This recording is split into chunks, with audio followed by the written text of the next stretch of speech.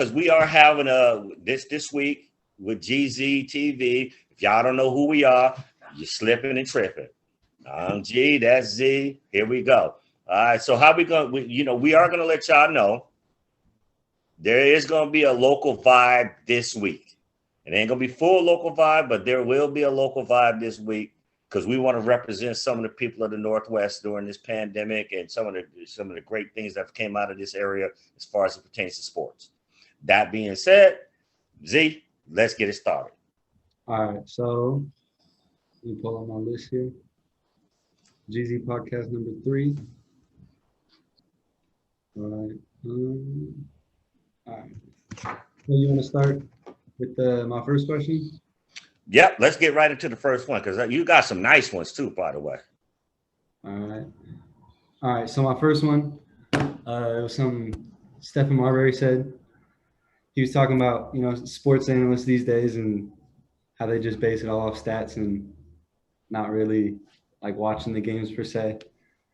So I guess my question is, should high-paid TV sports analysts have experience with the games or at least be like somewhat professional level players? What do you think about that? Now that, like I said, you this week, because we've been missing for a week, and this week you came up with some real talk. And the first one is real talk. Because the way I look at it like this, and this is like I said, opinion, and that's what the shirt for a little bit. Because this should know why here's first of all, know why I wore the shirt because of that question, and it's a good one, and it's a great one because it's like this. I believe sports analysts for game day should be sports athletes. Yeah, because they know the nuances of the game. People talk about, Tony Romo and what he's doing now. Hell, we all know what John Madden did for the game as an analyst. Howard Cosell did something for the game. He wasn't an analyst back in the day. Dandy Don Meredith, he was a guy that, he was like, basically Howard Cosell carried him. You feeling me, from back in the day, Monday Night Football, before your era. But it still strikes the question to me is just relevant today. If you're in that booth, whether it's baseball, basketball, if you're on the sideline, whatever, and you're an analyst, you need to have been playing that game at a high level. Yeah, I don't give a damn if it's tennis, golf, whatever. Now, if you want to be the medium level guy, and don't get me wrong, I ain't like them. Yeah. Hell, nigga, you 12th man on the bench, you better than me. But that's where you get the ESPN studio job, the Fox studio job, some of those studio jobs. And then there's people like me and you who, we Monday morning quarterbacks just talking and having our opinion. Yeah, but on the highest level, man, if you out there being an analyst on game day, man, that's what I love about the NFL Network. When they, if you look at their crew, a lot of them cats is either going to be in the Hall of Fame or already in the Hall of Fame. You know what I'm saying? NFL Network, like, I don't know about having like some sideways, and some of them aren't, but they're not those guys. Yeah. What you think?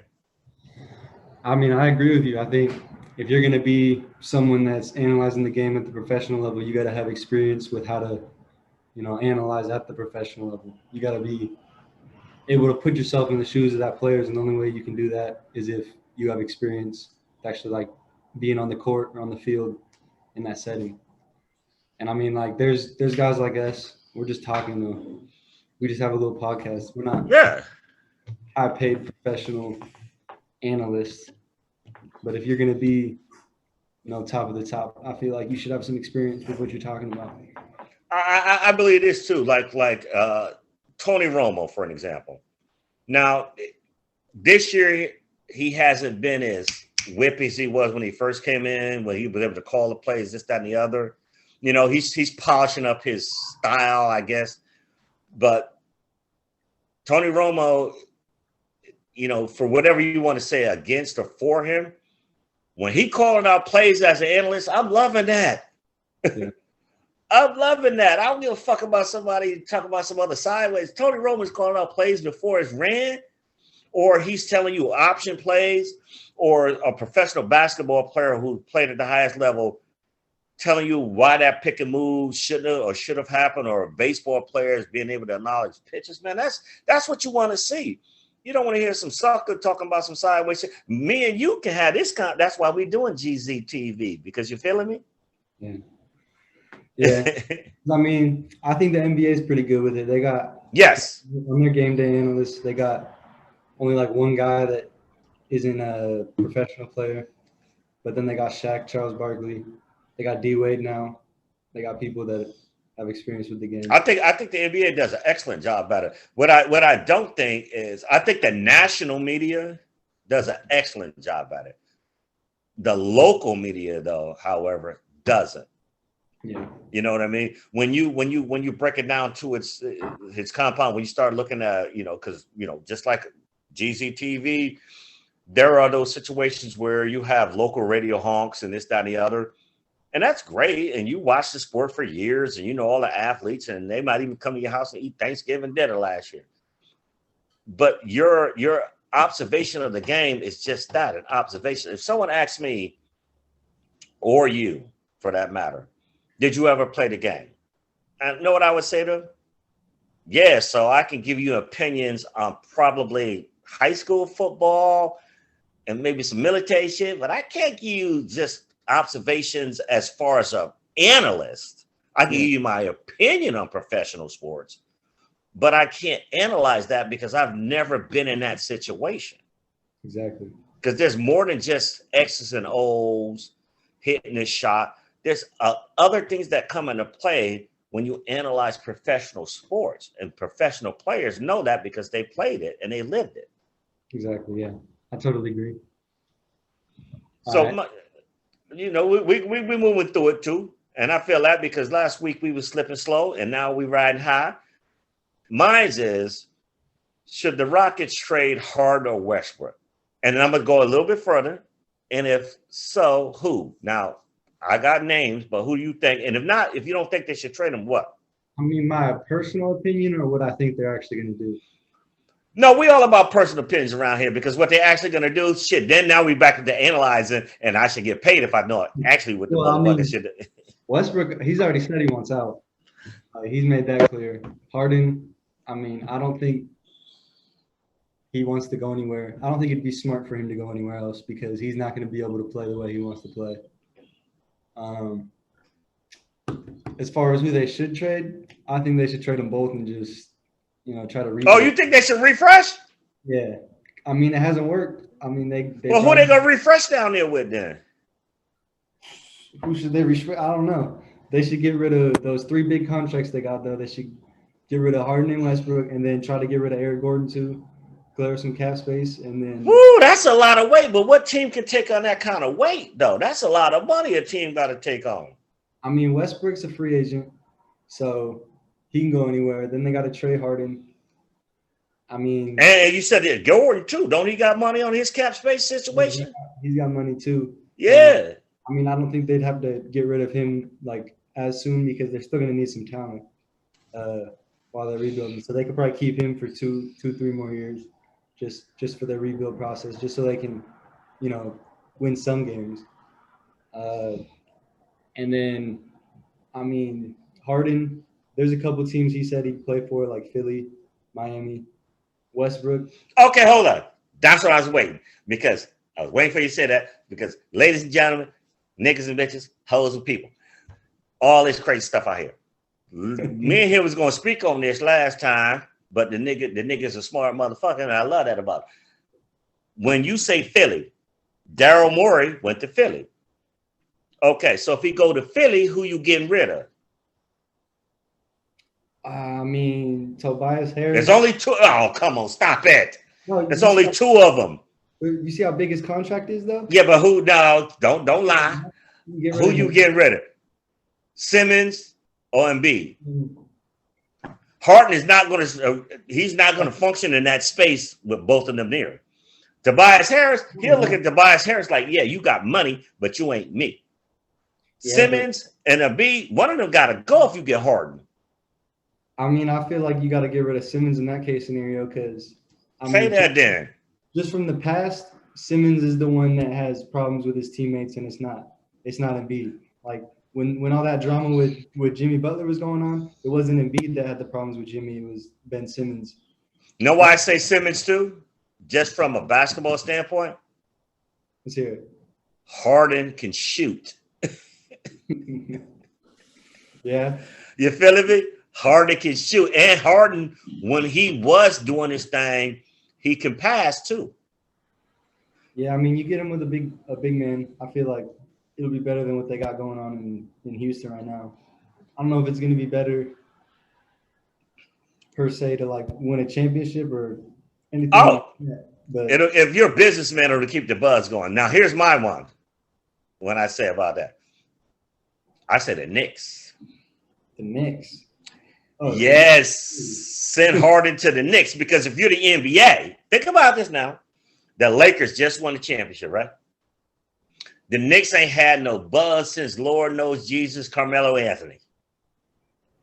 And the NBA is better off when the Lakers are relevant, when the Celtics are relevant, and when the Knicks are relevant. And you put Harden in New York, the Knicks become instantly relevant.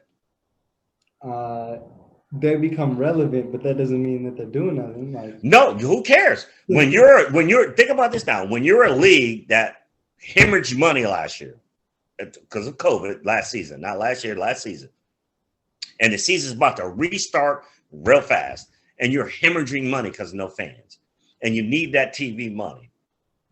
What are you thinking about here? Think about it. Harden in New York and Kevin Durant in New York. That's going to at least get you some buzz. I mean, they got buzz in New York. They got KD and Kyrie on the Nets. But that's Brooklyn. That ain't Manhattan. And from somebody being born in New York, there's a difference. True. Or if you bring them to Chicago, if we're talking about big cities that you want. Yeah, but see, so you said bring them to Chicago. Which team has been lagging behind that level of we need something? Chicago at least had D Rose for a minute. Yeah, but they need something. They need something. That major city, they need something. But the Mecca is New York. Yeah. Come on down. The Mecca is still New York. I just don't know if Harden would want that. Well, who gives a damn what he wants? It's a trade. And otherwise you send him with Daryl Morey over there to Philly. Yeah, I think that's if they get rid of him, I feel like that's the most likely. Everybody, me too. I'm just talking for a minute. If they're going to send him anywhere, it's going to be Philly. What about Chris Paul though?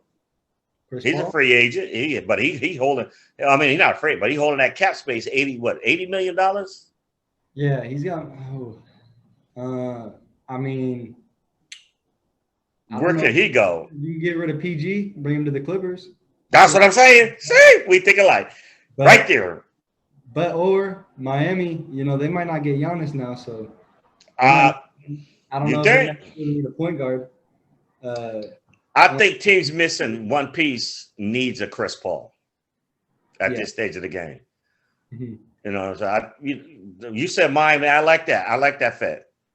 I don't like that fit in LA because once again, if he goes to LA, he's going to be friends with people. Yeah. You see what I'm saying? Does he want a championship? Go where Jimmy Butler is. You go to Miami, you're a point guard there. Jimmy Buckets ain't going to be tripping. He going to let you have your space and be that vet you are. Yeah. You go to the Clippers, man, please. That load management situation is not going to work. Because Chris Paul going to be like, hey, wait a minute. I punch niggas in the nuts, and this nigga ain't going to play. I think if he goes to Miami, that puts them over the top as far as getting that vet they need. And I think Pat Riley can find the money to pay him because you can move around some contracts and some players. Yeah, I think so. It just comes down to if Miami gets a big man. That's what it comes down to for me. In the East or just period? Just period. Who's out there you can think of though? Because the season starts December 22nd. Free agency and the draft is coming right up on top of us. Yeah, I don't know. I mean, There's not a lot out there. there's not this season. Like Giannis would have been perfect fit, but I doubt he's moving anywhere. If his agent, oh, we're gonna get to that. So before we go there, what's your next? Because I like that. That'll be down in the future here. I What you mean, you got Bogan, what's his name? Bowden, Bogdan, yeah. Andrew He Bogan? not Bogdan Bogdanovich. Like Oh, center. wait, what center he at? Where he at? He's at where's he at? He's at Is that cat out of Portland? He playing in Portland? no, he's not in Portland. He's in well, I can't think of it right now. But he's a free agent. He's coming up on his free agency. So you're saying get a big man before you get a point guard? Yeah, get some rim protection because like that series against the Lakers, they needed that more than anything because they got both. Fair enough. They got shooters. They got people that can I guess control the ball, control the play. So can I ask you this then? And we're gonna get to this. So does the big man that they get have to capitulate to Jimmy Buckets though? Like do you think Jimmy Buckets that kind of superstar, or do you think Jimmy Buckets is an hard hat iron guy that says, yes, I'm leading the team, but I'm gonna give everybody their space? Well, I think that's the type of leader he is. He's gonna let it I mean, that's what he's trying to do, or that's what he said he was gonna do. I don't see why he would go against them. If he said, to me personally, just looking at it from outside, looking at it, if I believe what he's saying, and I do, just like you do, because I like what he did in the bubble, and I liked his leadership and how he handled himself, for a basketball league that needed guys to just keep it real for a second, not just on the political level, just on basketball, bouncing that ball on the floor. I still love that shit. I would go out and get Chris Paul. I would get my point guard because all I need from there is I don't need a stiff, but I just need a serviceable big man. Yeah. No, I mean, that'd be a good fit. I just don't see it, beating. I mean, I don't even see the Nets out the East next year if they don't have a big man. Oh, out of the East. Think about the East as it's congregated. I'm a Celtic fan, as you already know. But as the East is congregated right now, you have to realize, come on now, GEEZE, they're going to tank. The whole NBA is going to tank they're going to do that Christmas thing. And then from there, it's going to be a lot of backups and a lot of other cats. So as it's constructed, are we talking about 2021, or are we talking about the future? Because if we talk about 2021, man, even superstars like Jimmy Bucket's going to say, I need a little rest. This is too quick of a turnaround. No, I'm not talking about that. I'm talking about the playoffs. When they get to the playoffs, okay. So you striking it. Okay. They don't have that rim protection, and they want to beat. I don't see them if they get to the conference finals in the East. I don't see them going through the Nets easy if they don't have rim protection. So in that same conversation, then when the trade deadline comes, don't you think they could pick somebody up? Or because don't you think by that time somebody will be available? Because Giannis if Giannis goes to Miami, it's a wrap. Yeah. Everybody knows this. Everybody's waiting to see what Giannis gonna do. Yeah. I mean, I guess I wouldn't necessarily put the priority on Chris Paul. I'd put my priority on the big man, but I see where you're coming from. Okay, fair enough. All right, so here we go. We're gonna step into this next one here. All right. And this some local area stuff right here. Okay. And I did my research, and I'm telling you, first of all, I'm gonna let everybody know about GEEZE TV and everything, man. I'm not from here, but I've been here for 30 plus years, and this area is impressive. And this is where me and my family are from, and we live, and I love it. And it impressed the hell out of me when I did this research on this. Who are the all-time best players to come from Washington high schools? And I mean all sports. All sports? Not just basketball, not just baseball, not just football, not just soccer, hockey. And hockey really blew my mind. See, I Trust don't me. know much about hockey and soccer. I mean, We listen, I'm gonna say this. you got all types of I'm from Brooklyn, New York, but they got some people that came from here that's off the chain. yeah. I mean, you got John Stockton. He's from Spokane, I think. No, oh, let me correct that real quick. Western Washington. Western Washington. Okay. All right, that changes it. I mean, you got John Kidna. He's from Tacoma. You know, Seattle quarterback. You got the Trufants. Uh, Okay. I mean, like you I got here, hold on for a second, youngin. I'm gonna give you this real quick because I put this there just to represent real talk. And I'm gonna lift it up and tell you something in there because this is impressive about this region. Now I saw this on a page about Brandon Roy, and that's why I got this idea from for us to do this. And just Brandon Roy, Lawyer Malloy, David DeCastro, and there's like hundreds of them. Jamal Crawford, Michelle Akers, Nate Robinson, Zach Levine, Apollo Onu for the Olympics, Courtney Van Slot from Kent, Misha Tate, Franklin Pierce, Tim Licks. I don't know Tim Lixkin from here. That motherfucker was a badass pitcher. Mary Miles, she's a swimmer. Ed Simmons, Freddie Couples, because the Masters is going on. Jen Privilege, she is a UFC fighter. Her name is Jen's Privilege. Here's the crazy one, though, Zane. Here's this crazy one. Out of all of those names. And there's hundreds and hundreds of them. T.J. O'Shea. This motherfucker play hockey. When is there hockey up here?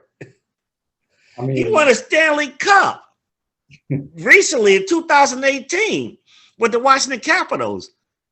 I was like, where's that hockey in Stanwood? yeah, I don't hear much about hockey around here. That's what I'm saying. Well, we got a new hockey team in Seattle. Yeah. But I mean, to me, that was impressive. I mean, it shows we got everything up here, Exactly. But I mean, if we're talking just talent, I think, I mean, it might be biased. I think maybe not for all sports, but basketball, at least, we produce a vast amount of talent from here. Basketball. But we got to be respected in that sense. I think even in the sense of like from basketball, just where we talk about the major sports and they call it major sports, quote unquote, whatever. It's like, boom, major sports is whoever watches it and whoever making money off of it. Basketball, Seattle's been represented very well. Yeah. Very well. Football, Seattle's been represented very well. And not just Seattle, Pierce County. Yeah. And when you look at these regions and these professionals and how they handle themselves in this market, I don't live in those other markets, but I think this market and the professionals that come from here handle themselves very damn well. Oh yeah. They still contribute back to the communities. Oh, definitely. They're not athletes that say, hey, I forgot I'm from Seattle. I forgot I'm from Tacoma. I forgot I'm from Western Washington. They still represent me because I remember from days when I was younger and all I knew about Seattle was, the Seahawks, the Sonics, and that was it because the Mariners sucked back then. And then you look how the region has grown from sports mediocrity to sports championship. Seahawks won a championship, so it's a championship city. The Sonics playing the championship, so it's a championship city.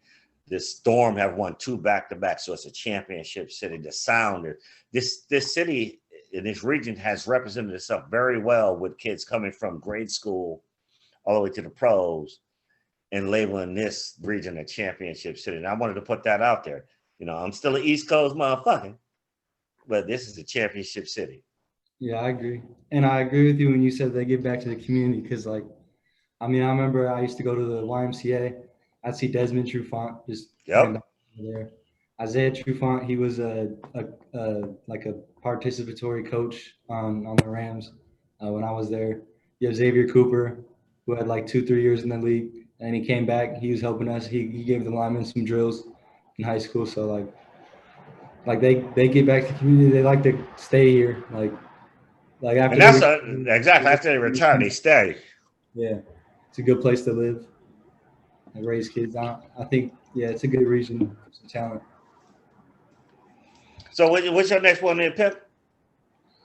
All right, next one is it's a little unrelated from Puget Sound, but Isaiah Thomas recently was talking about, someone was asking him about Michael Jordan, and he said that he was never worried about Michael Jordan and that he dominated Michael Jordan.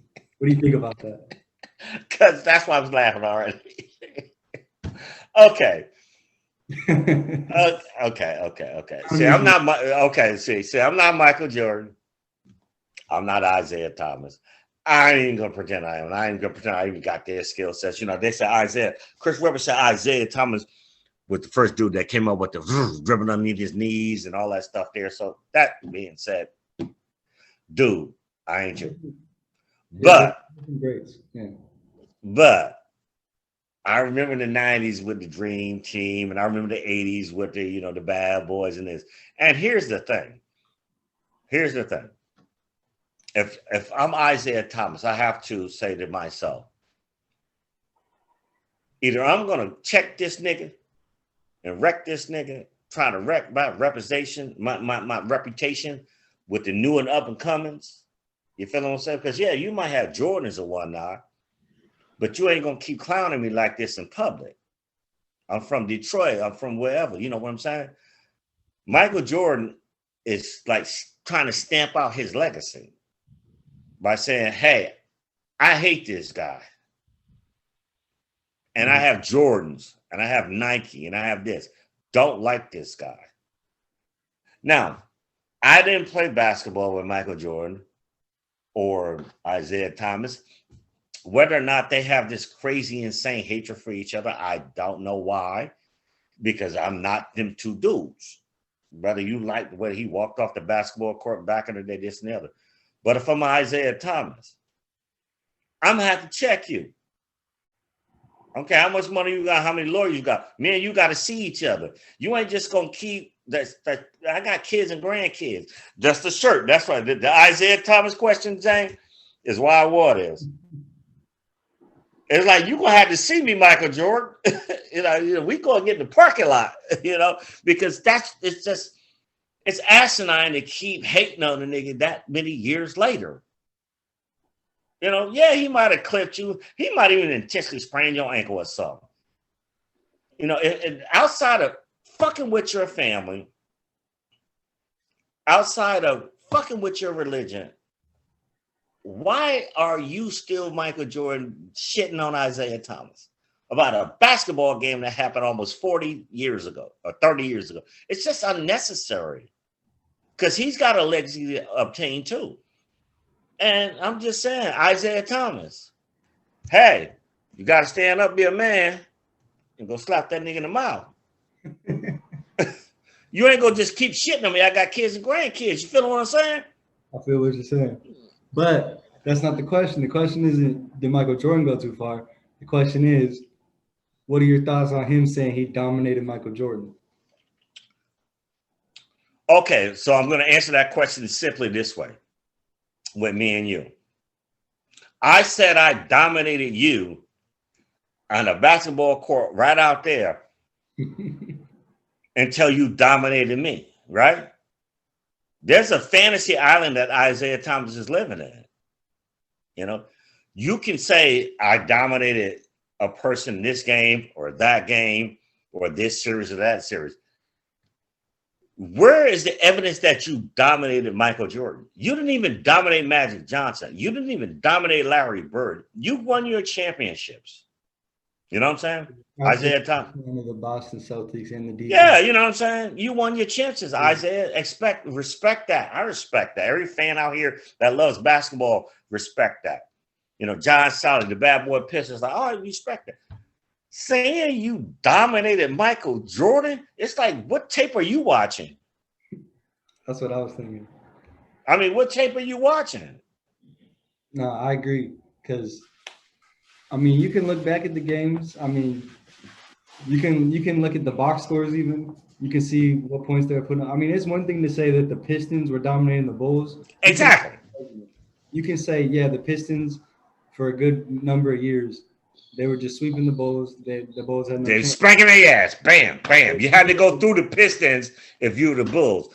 Yeah, but you as Isaiah Thomas cannot say that you dominated Michael Jordan. There's very, you know, I like it. Once again, when we said earlier about professional athletes being analysts, I probably wouldn't even want Michael Jordan to be an analyst. Think about him, or Tom Brady or Joe Montana or some of these greats, because they're so good at their profession and that sport. It's like, what are they going to do? Deion Sanders as a coach is laughable. It's like, Deion, no one's going to ever be you. So trying to coach them to be you ain't going to work. No, so Isaiah Thomas and I dominated Michael Jordan. It's like, well, where's the game tape on that? Because you might be able to pull up a shot or two you got over him, but like, where's the game tape? That's like Allen Iverson saying, I dominated Michael Jordan, and then all you show is the crossover dribble. On that play, you did, maybe. That play. I wouldn't say that was a domination play like that. But you know what I'm saying? It wasn't like he's not hitting the floor. He's not. I don't understand where Isaiah Thomas gets that from, other than the fact that during COVID, Michael Jordan had his thing. Yeah. That wasn't about the Bulls. That was about Jordan. And apparently those two cats. Well, here's the thing.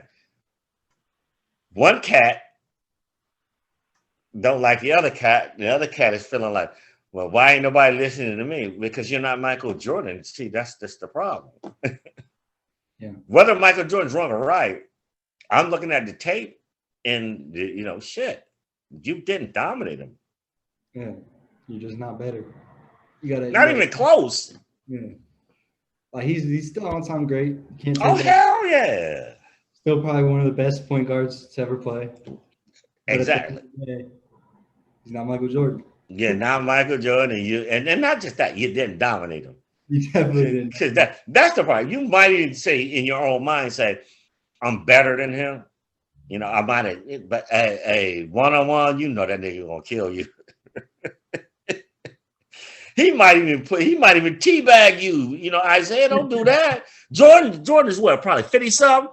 If you said, hey, y'all want to do, remember, all right, I'll put it on levels like this. There's a thing that's supposed to be happening here recently where Mike Tyson is supposed to fight Roy Jones. And the first time I saw that, Roy Jones was like, ooh, he talking about he want to make this a real fight. I was like, well, it's fucking Mike Tyson. What do you think's going to happen? Yeah. He's going to want to punch the shit out of you. Yeah, he's going to stop and being charity and just hit the shit out of you. Isaiah, if you dominated him, all right, I'll pay $50 to see you play Michael Jordan right now. Yeah. Y'all both old men. I'll pay $100 if you dominate him. I'll pay $100 for charity. Play him. Since you dominate him, I mean, even old men got a jump shot a little bit. Yeah. I think Jordan was just dunking the fuck over you like crazy. Like, oh, you dominated me. Okay, we're gonna do this for charity. Like that Phil Mickelson the golf tournament coming up, where Phil Mickelson is gonna be with Charles Barkley, and for the Golden State Warriors, he go, what the fuck about my shooting nigga? What? He's going no. Steve Kerr? Curry? He's going to be playing with damn, I lost the thought process. Curry's going to be, but they're going to have a match. And my point is this. There is no way that Isaiah Thomas wants to do for charity, I'm gonna play a one-on-one game with Michael Jordan right now. No. Because I'd pay to see it. I feel like we know how that would end, though. It would end bad. I mean, you can still pull up clips of Michael Jordan, like, still playing now. Like, it's not like he doesn't, like... Exactly. Like, he still shows up at camps. He still hosts camps. I think Michael Jordan holds a lot of grudges. Probably. You know. Probably some are unhealthy, but, I mean, that's what got him to win. Like, look what he did. And I think, and the same... At the end of the day. I think like those kind of athletes that gets right to that level, you know, they don't let shit slide because that's how they got there. Yeah. You know, they just never let slights go. I agree. But to say you could beat Michael Jordan, Isaiah Thomas, like, really? You couldn't even get like 2 punts under him if he didn't want you to. Okay, where we at here? Where we at? What's the next one on the place? As you asked.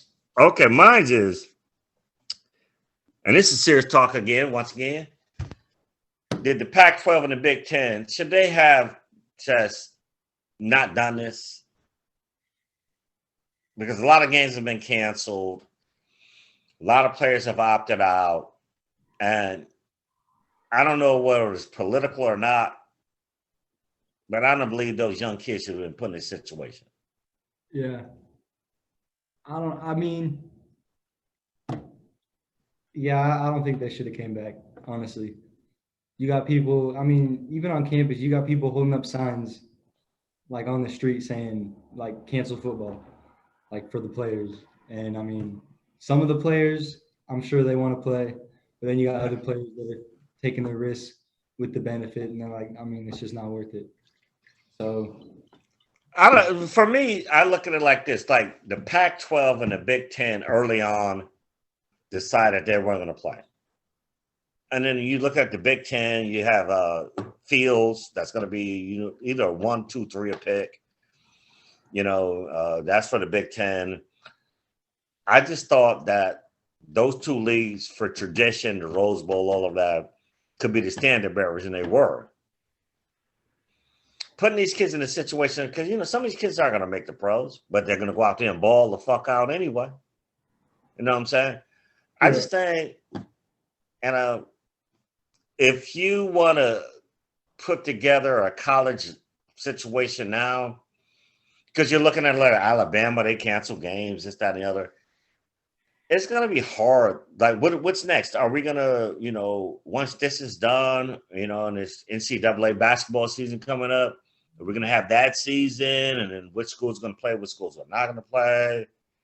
It's going to be a hard choice to make, but I think the Pac-10 and the Big 12, they were standard bearers, and they've always been because of the Rose Bowl.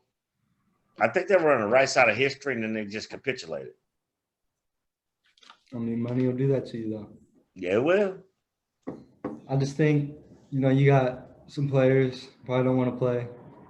Players that probably do want to play, but I mean, at the end of the day, these players aren't getting paid or anything. They're just making money for these schools. Just for the schools and these situations.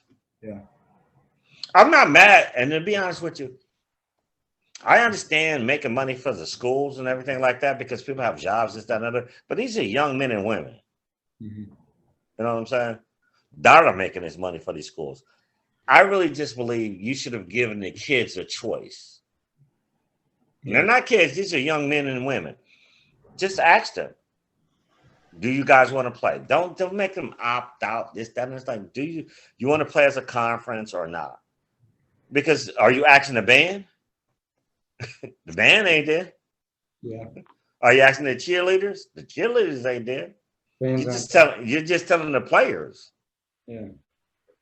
Because like fans can't be there.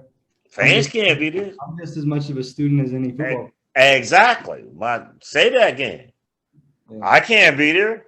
Yeah. Why can't I be there? Or why is it that they have to risk being there?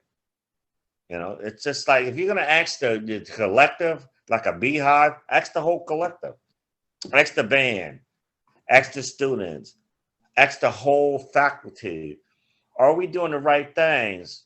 while we're playing these games. Because if you're playing a game and I'm 18, 19, 20, I'm a sophomore, junior in college. Hey, I might want to get that vibe. Like, yeah, the Huskies won a goddamn game. And you might think I can suppress that, but I can't. Yeah. Because I'm 18 to 20 to 24 years old. I'm going to want to enjoy that moment. Like when Notre Dame rushed the field. Yeah. The fans rushed the field. And everybody act like it was crazy. It's like, well, there's a lot of protests going on in this country. And then you're going to tell 20 to 22-year-olds and 24-year-olds they can't do that. Yeah. That's not fair. They put all that shit on Notre Dame and said, okay, well, now we have to rethink all of this. And we had to know, what the hell do you mean you got to rethink it? I'm a college student, and we just beat the #1 team in the country. And last year, if we'd have done that, wouldn't have been a problem. And then they expect 21, 22-year-olds to always be socially conscious and say, well, this year, for one moment that the #1 team in the country got beat, y'all all got to sit still. Yeah, no, that's ridiculous. I mean, that's fucking stupid and ridiculous. Don't put them in that situation, because once they're in that situation, I'm rushing that field. Exactly. I mean, look at Oklahoma. Win or lose, they riot almost every time. Their school, you know, they lose a game. Oklahoma, what? The Sooners? No, Oklahoma, not Oklahoma State. They lose. Yeah, they do it all. Yeah. They lose a game, they're burning cars. They're taking guns down. Like they're ignorant. They ignorant because they're under Oklahoma though. Yeah, but I mean, like, win or lose, you know, you can't even expect these kids to have self-control. But you understand what I'm saying, though? It's just not fair. It's just not fair. No, yeah, I agree. You know, everyone's asking these young people to, you know, toe the line. You know what I'm saying? But at the same sense, you're saying asking these people to say, hey, Notre Dame ain't been relevant for a minute as far as beating the #1, and it's Clemson. Yeah. And then you're going to tell these kids that you can't do that. It's like, well, then why the fuck you put them in the stadium? Exactly. I shouldn't even be there. I shouldn't be there. Otherwise, I'm going to celebrate like a motherfucker. You can't tell a kid at a college that he or she shouldn't celebrate and always say, well, you got to think about your grandma, you got to think about your grandpa, and your mom, and your cousin, your community. Like, are you fucking kidding? We just beat Clemson. Yeah. And we might go to the college national championship, and what am I supposed to do? Yeah, exactly. You shouldn't have put them there in that first. You shouldn't have put them in that situation in the first place. Don't blame them for it. Blame yourself for letting it happen, but let them celebrate. Figure out something else other than blaming the kids. I agree. You got the next one? Yeah, I got you. All right. So outside of Florida, Texas, and California, what state do you think, you know, gives the most athletic talent, you know, to professional sports? So are we talking all professional sports or just a limited number? Because we go all professional sports, I can't disagree with that. That's the 3 states. Yeah, that's why I excluded them, because that's the Zane. That's the Z. Yeah, that's the 3 states. Florida, California, and Texas is the talent base for all professional sports when it comes to the 3 majors: baseball, basketball, and football. Yeah, that's why I said that's why I excluded them. Yeah. Now when you go to New England, that's going to be more like hockey. Yeah. When you go to the the Northwest, in those areas where Minnesota, that's going to be more like hockey. When you talk about tennis, that's the Northeast again. Regionally, sports are based like this. Where did you grow up, and what sport were they pushing, and what AAU team were they having? You know, because there are AAU teams that are hockey. I grew up in Connecticut. They don't call them AAU teams, but those are hella hockey teams. Mm-hmm. You know what I'm saying? Soccer, tennis. I think the region ultimately that produces the most talent in this country, it's not Florida, it's California. Probably. Just pure numbers. Just pure numbers and pure athletes. Just pure numbers and pure athletes. California produces the most talent. You swim in. It's this Sunshine State. Yeah. And those kids come out of those states. Now, what I'm saying is the West Coast is catching up with Washington. Florida is Florida. Because, for example, if Florida and Texas is a motherfucker in itself when you talk about young cats in sports. Mm-hmm. That's a motherfucker in itself. Those kids are like from Jump Street athletes coming out the womb. Pretty much. Red, black, white, red, blue, and green. They're athletes. That's Florida and Texas. But where they go to play sports, you don't see kids coming out of Florida playing hockey. You don't see kids coming out of Florida playing, the four major sports other than baseball, this, that. Texas, same thing. More football, this, that, and the other. So what I would say is, which regions have the most diverse athletes coming out of their states? How many states have like Tiger Woods, great soccer players, great hockey players, great, gymnasts, great swimmers, because Texas, Florida, and California, man, you ain't beating that for athletes. That's a wrap. I don't give a fuck you talking about New York with basketball. It's like, so what? They're going to have so many great athletes, they'll just supersede that. Yeah. Those states have great athletes, period. Have you ever played against somebody from those states? Yeah, from Texas, yeah. Ain't they a beast? Different, ain't it? Aggressive. No, they're not violent. Nope. Say that there, huh? Yeah. They hit harder. They don't talk a lot of shit either. They just hit harder. They're aggressive. It's a different kind of. You played against them, huh? Oh yeah. Them motherfuckers, they'll put their brick of rib and just smile. We used to call him Corn Fred. Hey, here's the crazy thing on the flip side. On the flip side, your brother is corn fed. You think so? Oh, yes, corn fed. He got that weird mentality about that. You know what I'm saying? Like, while me and you might catch the pass, take the hit, and keep moving, he's just like, nah, I'm still just trying to hit you again. Like, yeah, you can keep hitting me, but I'm going to keep scoring. But his indulgence is to hit. Yeah. Am I right or wrong? No, you're right. His indulgence is like, you scored a touchdown, but I still hit you hard. Well, I mean, I don't know if I'm the person that wants to score the touchdown. I'm definitely You're a DB? No, I'm not a DB. I was a linebacker. I was a small guy. You Sam or Mike? I was on our team. Well, actually, it's funny. I played both. You play Sam and Mike? Yeah, it didn't go too well when I was on the line, but I like to stay back. I'm good if you just let me in the middle, let me do my thing. I can. Oh, that's for no. You more free safety there. Nah. I mean, kind of. So you liked it when you was like Sam or Mike? Yeah, kind of. I mean, I wouldn't. Do you like contact? Yeah, I love contact. Then you a motherfucking Sam. But the thing is, like, I wouldn't say I'm anything like a free safety because I know what I'm good at, and I'm definitely not good at pass coverage. Like, I'll say that every day. That's why I say you're a Sam. You're not good at pass coverage, but you like contact, but you can still cover. But the thing with our defense was though, Sam or Mike. Like, all right, well, our Sam was pretty much just a full-on lineman. I don't even know why we called them a linebacker because they never dropped back. They were just always full go, straight. So you never dropped back in coverage? No, not if I was playing Sam. But I didn't like playing Sam. I only played Sam. They had me play that. So you played Mike. You played Mike then? Yeah, I played Mike. You Sam. Like getting in that hole and like, yeah. I played Sam like 2 games.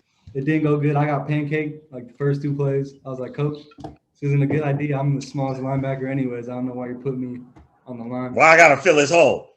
Yeah. Let me pass rush. I mean, I can fill a hole and I can stop a running back. I'm confident I can stop a running back even 100 more pounds more than me.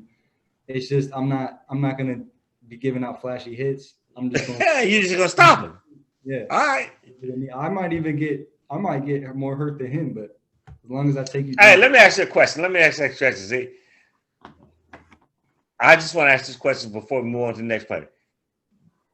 Do you remember the first time you lit somebody up in the game? Yeah, I do. Wasn't it good? It felt amazing. I'm gonna give you a pound. It wasn't it good? It was in 7th grade. I remember the exact hit. Actually, it was my first time that I ever got PT in 7th grade.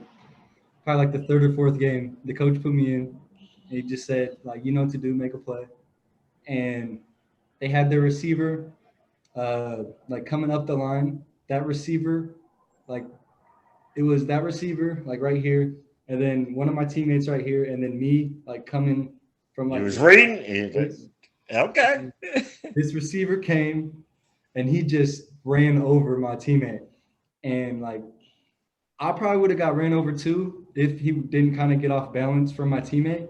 But as soon as I saw like him do that, I didn't even give him any more steps. I just came in and I put everything into it. You lit him up. Nigga. And it felt the best I ever had. Pound. Hey, Zay, pound. Here we go. Yeah, that's what you love that shit, didn't it? Hey, listen. That was the and you safeties and you corners, when that first got hit like that, that shit hurt. Oh yeah. I ran it. I was like, okay. Same story. I was like, okay. They was like, okay, we were gonna run a 22 crossbar. Then they're like, all right, G, all you gotta do is run across that quick slant. We're gonna throw it to you. That's the playbook. 22 crossbar, we're gonna throw you. Like, yeah, got this. Man, I hit that slant. I look back. All I see is ball. I'm finna do this. Woo! I didn't see no fools coming this way and that way. All I saw is ball. You're supposed to catch ball. As soon as I caught it, man, kitchen hit me here. It hard. It hurt. I was like, oh, Jesus. You know, and the old Jesus shit ain't came years later. I was like, look, he hit me here. And then the nigga, man, skin hit me like that. Boom. Oh, Lord. And I held on the ball. But, you know, I did the fake pop-up. And hey, look, I lost my glasses. I did the fake pop-up. I threw the ball up, kitchen, the skin hit me so hard. I was like, oh, Jesus, man, that shit hurt like a motherfucker. And I was like, man, I was so goddamn mad. Because I was like, man, this practice. Why the fuck y'all lit me up like that? Oh, it was in practice too? Oh, yeah. Nigga, it was practice. I was like, okay. They tried bad, but that's practice. They taught me how to prepare for the game because that's what happens in practice. No, I think the hardest I ever got hit was in practice too. I was playing linebacker. The safety, I don't know what he was doing, but this was also in 7th grade. Because that was like, I played football like before that, but like once I hit 7th grade, that was when I actually started like liking doing your thing. Yeah. So we had one of the 8th graders who was built like a senior in high school. And he's playing running back, and he's coming right up the middle. And so I step right in front of him, and I'm about to get ready to tackle him. And then my safety comes out of nowhere and pushes me forward. So like I just go right off of where I was ready. I'm not, instead of going low where I'm all of a sudden up high, and the running back sees me, ducks his head, and spears me like in the chest. I get laid out. Everyone like thought I was just injured, thought I was hurt. Coach comes, he's like, "You good?" Like, that's real talk. Yeah. Hey, I love that shit. So here we go with our next quest. What we got here? The Pac-12 and the Big Ten? Oh, you got one. You got one. We do that. We just did that. So what you got? I love you, nigga. Real talk. My last question. You think Giannis is leaving the Bucks? Now I saw your questions on that one, and I'm gonna give you a little. No. I think that's going to be a hard proposition for a lot of big time players because December 22nd, you see it. They said the union, the NBA, they're going to do all of this, and they're going to start the season on December 22nd. And then you're going to have superstars carry Christmas, and then after that, they have families and they have lives. I don't think it's going to lead to Bucks. I think it's going to be a very simple proposition as business that once you start on December 22nd, and then because we all want to see that Christmas game. We all want to see that Christmas game. We want to see LeBron. We want to see everybody that Christmas game. That's 2 days. There's no way you're going to be able to negotiate with businessmen. Yeah. Because billionaires pay millionaires. I don't believe you're going to be able to negotiate with businessmen and billionaires with what's going on in this country as far as virus and that, and say, I'm just going to leave and go. It's going to be pretty much like go weird. Yeah, I agree. You want a max contract? We don't have max money no more. Yeah, I don't see it happening either. Yeah, there's no max money because there's no max money. Teams in professional sports end up doing one thing, living up to their prosperity. They're loyal to each other, like the Rooneys and the Paul Allens of Seattle and these Jerry Jones and all. But at the end of the day, it's a business. And if you don't have money to pay Giannis, where the fuck is Giannis going to go? Yeah, I feel that. He's also said that, his first interest is his family. He wants that money. So you're exactly right. And he's also stated that as long as the Bucks keep working towards, winning and actually being on the same page as him and that. And trying to step forward. Yeah, trying to step forward every year, that he wants to stay there.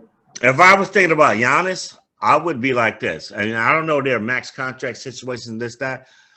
But I get that who that fool they overpaid? Yeah. What's that fool they overpaid? Damn, what's his name? He's like, they overpaid. He's the power forward. They Power? overpaid. Yeah, they overpaid him. That's who I'd get rid of. If I can get rid of a contract, like you gone. Middleton.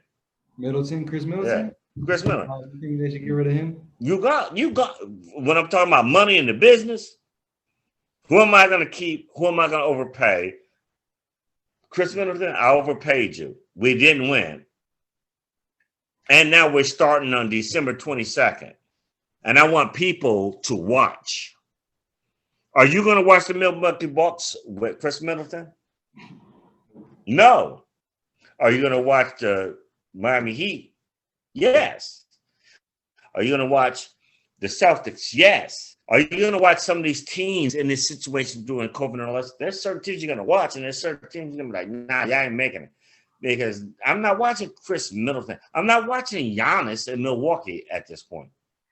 If you're not entertaining me, I really don't give a damn if you make $80 million a season or $100 million. If you're not entertaining me, then the team's going to have to do that. The sponsor's going to have to do that because I'm not watching. And then we got what? The Golden State Warriors coming back with Steph Curry and Klay Thompson. Who ain't going to want to see if they still good? Exactly. Then you got KD and the Nets. KD and the Nets. There's a lot of teams that you're not watching them. Yeah. When you talk about your local media market, okay, for example, with Giannis, where are you getting that advertising money from? Because ain't nobody outside of your local media market want to watch that shit. You lost. Yeah. Know what I want to watch? I want to see if KD going to do his thing. I want to see if Kyrie going to do his thing. I want to see if the Splash Boys going to do their thing. For the basketball season, I don't give a fuck when LeBron say I want to take 3 weeks off. Like, cool. Or a month off or a year off. Cool. Splash Brothers been gone for a while. Let's see what they got. Yeah. The NBA has got to look at it and they got to start talking to the new talent. You know what I'm saying? Because eventually you're just gonna say, I'm not gonna watch this. I agree. They gotta. I mean, Milwaukee's got to do something. Giannis is Giannis. He's talented, but he ain't Steph Curry. He ain't the Splash Brothers. He ain't LeBron. He's an MVP. But he's an MVP. I wouldn't say his basketball is the most entertaining to watch. But let me ask let me ask you a question, Zane. Z. On a Thursday night, would you just stop what you're doing to watch the Milwaukee Bucks play a basketball game? No. Okay. Not with Giannis or not, you wouldn't do it. It's the Milwaukee Bucks. I give a damn if it's Giannis. Yeah, I mean, I like Giannis. I think he's very talented. But would you stop your night to watch the game if you were in a bar in a college town? James Harden made a point about him, the game isn't that hard when you're 7 feet and all you got to do is just run in and dunk. Like, it's not that hard. And the game is or anything because he is definitely an MVP caliber player. He deserves. Zane, just as fans, just forget the game itself because I can't shoot like that. Just as fans, what I stole on my Thursday night to go watch the Milwaukee Bucks play the Lakers, if LeBron wasn't near. Probably not. Would I stole my Thursday night and watch the Thursday night game if Giannis is playing Jimmy Buckets? Yes. Maybe, yeah. But why? It ain't for Giannis no more. It's because of Jimmy Buckets now. Yeah. They got some expectations. You see what I'm saying? People think they're going to win, yeah. And that's what the NBA and the Milwaukee Bucks are. Like, are people watching the game because they want to see Giannis, or are they watching the game now because they want to see Jimmy Buckets? You got the next one? That was my questions. Oh, nigga, we hear nigga shit. Watch out. Hold on. Because this one I'm going to get right here, right to the crux of the local stuff. I didn't know how this was. Do you know how many local talent came from Western Washington? Like how much? I mean, I know a lot. Oh, it's way more than a lot. It's insanely a lot, Zane. It's like, woo. Okay, I had it here, but I didn't pull out. Okay, for example, like Freddie Couples for the Masters. The Masters going on this weekend. Okay. There's some cats that are this some women that I call for the U.S. Olympic team. Oh no, let me see this because I had it up here already. Man, this region has got so much talent.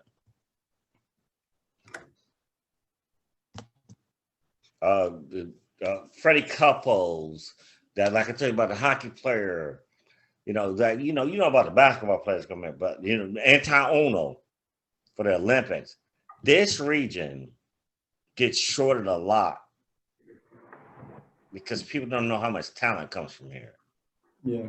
Because it's tucked in the quarter of the country and it's liberal, social, whatever people want to call it. But man, the athletes that came out of this part of the country, even out of Tacoma, John Kidner, he went great, but Lori Malloy.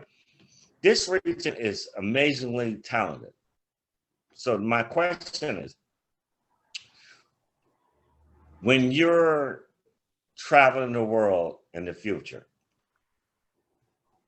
how would you represent the region?